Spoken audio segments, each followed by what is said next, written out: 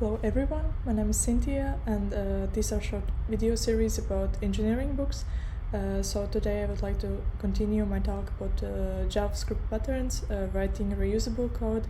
Last time we were mostly covering maintainability, which includes regular code reviews, delivery process and naming and code conventions, running JSON minification in production, avoiding globals, anti-patterns, and so on.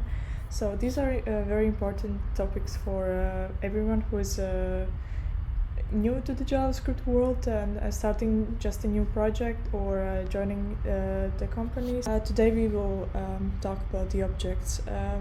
As you know, JavaScript is almost object-oriented language. So what are the objects? Objects are key value pairs wrapped in curly brackets, so it can be primitive values, it can be another function. We can name this pattern as a modular pattern in JavaScript for the objects, because we decide how do we want to structure the objects and how it will be integrated in the scope where it is assigned to, so that we can use it effectively. So JavaScript is a prototype-based language. As you know, it is based on the inheritance of the object prototype and its properties and methods. As you can see, even if we are declaring the empty object with the curly brackets, it means that it will inherit the object constructor prototype itself with all of its properties and methods. Two examples about assigning method to the constructor and assigning method to the prototype.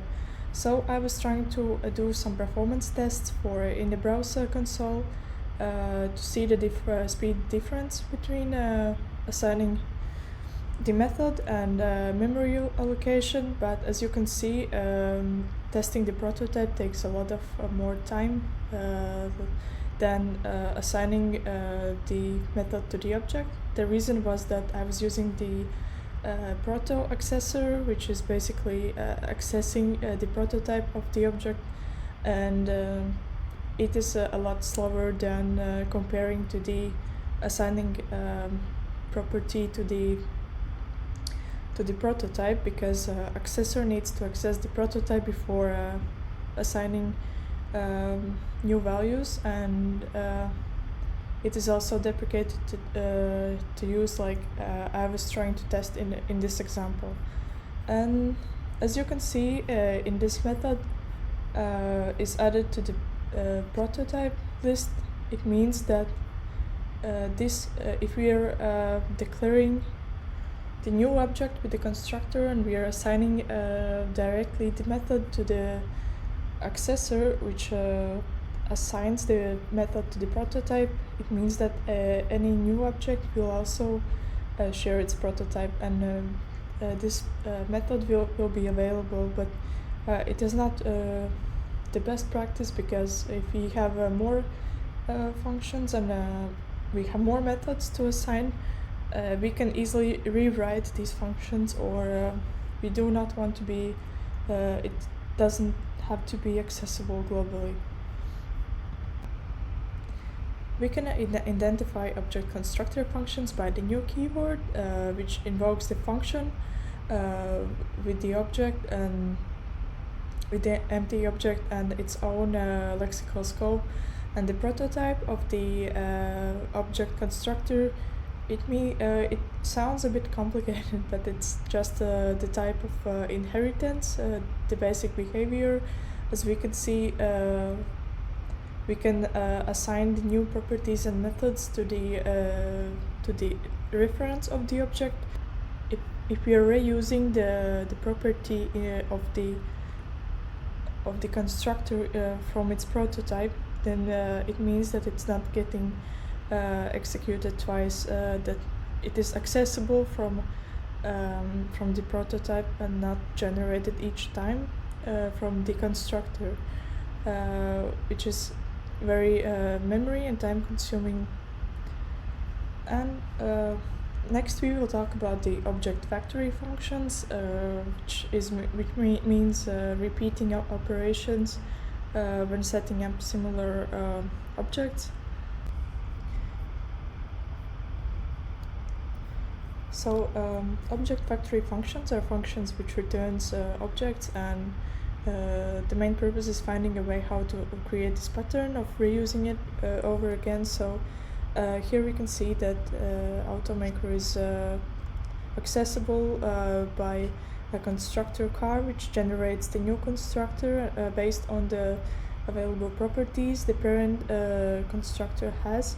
It means that when we are trying to execute and generate the new constructor function, we are and returning the object, we are not using all of its available properties, but we are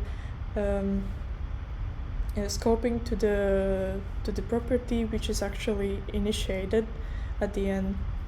So it is the main difference between creating a class or creating a constructor functions, so that there is no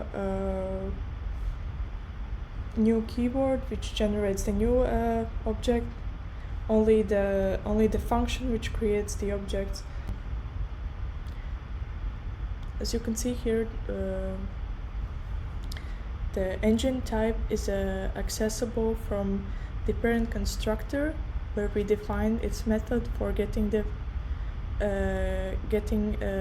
engine type. So when we are accessing the method called factory, we are generating the every time the new constructor function, and then based on its shared prototype with the parent constructor, we can then access its own properties. As you can see, we have different types of engines, and based on the input we can see that it is accessible in the parent constructor's properties, and it is the shared way how we can generate the new objects, and it is less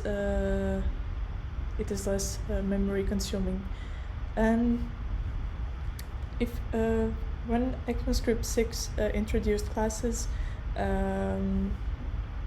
till now, mostly in the old projects we can see also from examples that the class functions are being used with this keyboard class, and still using the principles of the constructor functions, so that we are binding the properties to the constructor in the constructor method, and then we can access it in outside of this constructor. So if we need to compare class constructor and factory functions, there is a difference in performance tests. So the class function on constructor function is more time and memory consuming, and the factory function works differently because it takes less resources and has more direct accessibility over the methods, rather than the applications over the constructors itself, and the application of the properties and methods. So I would encourage you to use factory functions, and don't forget about the lexical scope and using this keyword. So thank you for listening, and see you next time.